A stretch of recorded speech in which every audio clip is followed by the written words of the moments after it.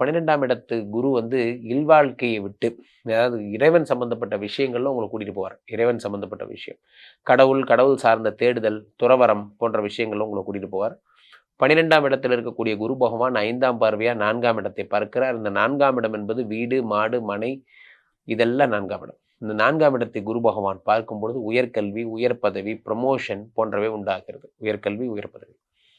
அப்ப என்ன ஆகுன்னா, உங்க வாழ்க்கையில அடுத்த படிநிலை போவதற்கான வாய்ப்புகள் எல்லாம் உருவாகிறது. இந்த குரு பகவானுடைய பொன்னான பார்வையால் என்ன ஏற்படுகிறது? 4ஆம் இடம். 4ஆம் இடம் என்பது உங்களுக்கு பாதகாதிபதியுடைய வீடு. செவ்வாய் வந்து உங்களுக்கு பாதகாதிபதி. இந்த பாதகாதிபதி செவ்வாயுடைய வீடு இந்த 4ஆம் வீடு. இந்த 4ஆம் வீட்டிலே குரு பகவான் உங்களை பார்க்கும் பொழுது உயர்கல்வி, உயர் பதவி, மதிப்பு, மரியாதை, ப்ரமோஷன் எல்லாம் என்ஷூர் ஆகுது. அதே நேரத்துல தாயாருடைய உடல்நிலை போன்றவை என்ஷூர் ஆகுது.